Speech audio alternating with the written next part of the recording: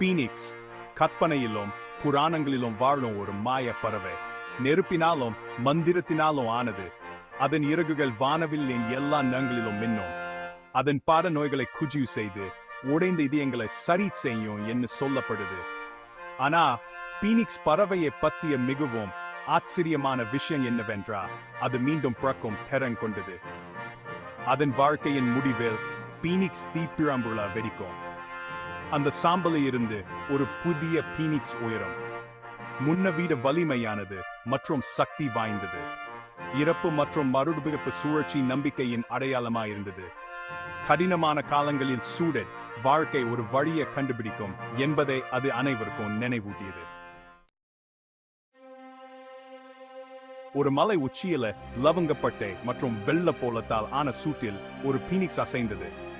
அதன் சிவப்பு மற்றும் தங்க இறகுகளில் இருந்து புகை எழுந்தது.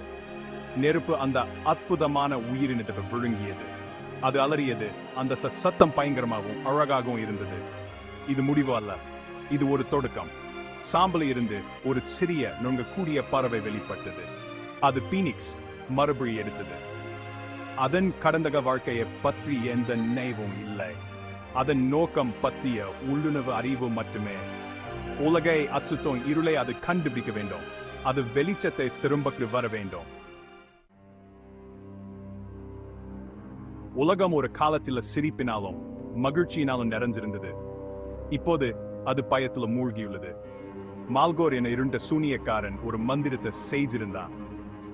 அவன் அதிகாரத்தை விரும்பினான். எல்லாவற்றையும் எல்லோரையும் கட்டுப்படுத்த விரும்பினான். மால்கோரின் மந்திரம் பூமியின் நிறத்தையும் வாழ்க்கையையும் உறிஞ்சியது. ஆறுகள் வறட்டு போயன், மரங்கள் வாடியிருந்த. மக்கள் பயத்தில் வாழ்ந்தார்கள். அவ ஏதோ கோபத்தில் இருந்து மறைந்தார்கள். பீனிஸ் மட்டுமே அவனை தோற்கடிக்க முடியும். ஆனா பீனிஸை யாரும் நீண்ட காலமாக பார்க்கல. இளம் பீனிக்ஸ் ஒரு இழுப்ப உணர்ந்தது. அதன் இதயத்தில் ஒரு ஆழமான ஏக்கம். அது உதவிக்கான அழைப்பு. அழிவின் விளிம்பில் இருக்கும் உலகத்தில் இருந்து ஒரு கெஞ்சல். அது மால்கோரை அடைய வேண்டும். அது அவனை அழிக்க வேண்டும். பீனிக்ஸ் பல்நாக்கு பறந்தது. அது வானத்தோடு மலைகளின் மேல் பறந்தது. அது பறந்த வெறிச்சோடிய சமளிகளை பறந்து அது புயல்கள் எதிர்க்கிட்டு கடுமையான காற்றுடன் போராடியது. அது விட்டு கொடுக்கு இருளின் மூலத்தை கண்டுபிடிக்கும் வரை ஓய்வெடுக்காது.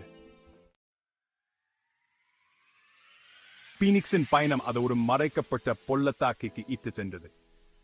இங்கே அந்தி நேர் நிழல்களில் கிளர்ச்சியாளர்கள் குழு வாழ்ந்தது. அவர்கள் மால்கோரின் ஆட்சிக்கு எதிராக போராடினர். அவர்களை எதினா மூதிரி வயதான அந்த வழி நடத்தியது. எதினா என்ன எதிர்பார்த்து கொண்டிருந்தா? தீர்க்க தரிசனம் அவளுக்கு தெரியும். நெருப்பின் உயிரினம் நம்பிக்கையின் கலங்கரை விளக்கம் பற்றி பேசிய தீர்க்க தரிசனம். பீனிக்ஸ் அதன் இளமை ஆற்றல் மற்றும் திட நிச்சயத்துடன் கிளர்ச்சியாளர்களை ஊக்குவித்தது. அவர்கள் ஒன்றா இரு சக்திகளை தோற்கடிப்பார்கள். மால்கோரின் கோட்டைக்கு செல்லும் பாதை நீண்டது மற்றும் ஆபத்தானது. பீனிக்ஸ் மற்றும் அதன் தோழர்கள் பல ஆபத்துகளை எதிர்த்தனர். அவர்கள் மால்கோரின் இருண்ட மந்திரத்தால் உருவாக்கப்பட்ட பயங்கரமான உயிரினங்களுடன் போராடினர். அவர்கள் துரோக பள்ளத்தாக்குகளை கடந்து செங்குத்தான பாறைகளில் ஏறினர். ஆனா எல்லாரும் எங்கள் மன உறுதி அதிகமாகவே இருந்தது. என் துணிச்சல் தொற்றக்கூடியது. அது ஏன் போராடுறோம் என்பதை அவர்களுக்கு நினைவூட்டியது. அவர்கள் இதயங்கள் இன்னும் மின்னும் ஒளியை அது அவர்களுக்கு நினைவூட்டியது. அவர்கள் நித்திய குளிர்கால பூமிக்குள் நுழைந்தனர். மால்கோரின் மந்திரம் இங்கே வலிமையானது. காற்று கடுமையாயிருந்தது. தரை உறைந்து போயிருந்தது. பீனிக்ஸ் அதன் பலம் குறைவதை உணர்ந்தது. உன் நெருப்பு எந்த பணியை விடும் பிரகாசம். அவள் வார்த்தைகளா ஊக்கம் பெற்ற பீனிக்ஸ் மீண்டும் சக்தி பெற்றது. அது புதிய உத்வேகத்தின் இறக்கைகளை அடித்தது. அதன் நெருப்பு மூச்சுடன் பனி மற்றும் பனியை உருக்கியது. இறுதியா அவர்கள் மால்கோரின் கோட்டையை அடைந்தனர். அது கருப்பு கல்லால் ஆன ஒரு உயரமான கோட்டை. கரடுமுரடானது மற்றும் அச்சுறுத்தும். அதன் உச்சியை சுத்தி மின்னல் பளிச்சிட்டது. நிழல உயிரினங்களின் படை அதன் வாயில்களை காத்தது. பயம் அவர்களை வழுங்க முயன்றது. ஆனால் பீனிக்ஸ் தைரியமாக நின்றது. அது ஒரு எதிர்க்கும் அழுகையை வெளியிட்டது. அதன் குரல் வெறிச்சோடிய நிலப்பரப்பில் எதிரொலித்தது.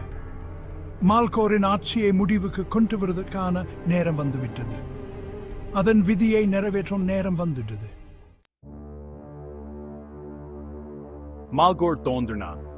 அவன் கண்க வெறுப்பில் எரிந்தான். அவன் சிரித்தான். அது ஒரு குளிர்ச்சியான சத்தம். அது அவர்களின் முதுகெலும்புகளை நறுங்க வைத்தது. நீ என்ன தோக்கடிக்க முடியாது சிறிய பறவை. நான் சக்தி, நான் இருள். பீனிக்ஸ் தாக்கியது. அது நெருப்பின் பெருக்க வெளியிட்டது. மால்கோர் அதை தன் கையின் அலையால் திசை திருப்பினான். கிளர்ச்சியாளர்கள் துணிச்சலுடன் போராடினர். ஆனா அவர்கள் மால்கோரின் மந்திரத்துக்கு ஈடா இல்லை. பீனிக்ஸ் பலவீனமடைய தொடங்கியது. சந்தேகம் தோன்றியது. இதுதான் முடிவா?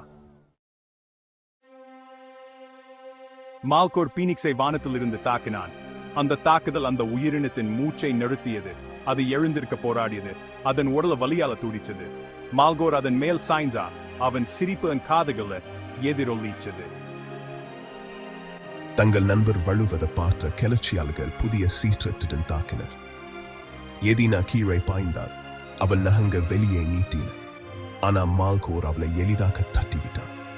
பீனிக்ஸுக்கு இறுதி அடியை வழங்க அவன் கைகளை உயர்த்தினான். அது அதன் விதியை ஏற்றுட்டு கண்களை மூடியது. நெருப்பு மீண்டும் ஒருமுறை பீனிக்ஸை வழங்கியது. அது அலறியது. அந்த சத்தம் வலி மற்றும் ஏற்றுக்கொள்ள இரண்டையும் நிரம்பியது. இந்த முறை அது வித்தியாசமாக உணர்ந்தது. அது இறக்கவில்லை. அது மாறித்திருந்தது.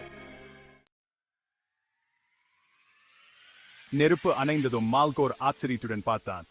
சாம்பலில் நெந்திருந்தது ஒரு சிறிய நொறுங்கக்கூடிய பறவை அல்ல. அது ஒரு பீனிக்ஸ். முன் எப்போதையும் விட பிரமாண்டமானது. அதன் கண்கள் 1000 சூரியங்களின் சீற்றத்துடன் பிரகாசித்தன. காதுகளை பிளக்கும் அலறலுடன் பீனிக்ஸ் அதன் சக்தியை வெளியிட்டது. தூய ஆற்றலின் அலை மால்கோரை தாக்கி அவனது கோட்டையின் சுவர்களில் மோதியது. தரை நடுங்கியது. இருண்ட கோட்டை இடிந்து விழத் தொடங்கியது. மால்கோர் அவன் சக்தி உடைஞ்சு ஒளி அவனை வழங்கும் போது பயத்தில் பார்க்க மட்டுமே முடிந்தது. பீனிக்ஸ் வானத்தில் உயர்ந்தது. புதியதாக விடிந்த நாளில் நம்பிக்கையின் கலங்கரை விளக்கம்.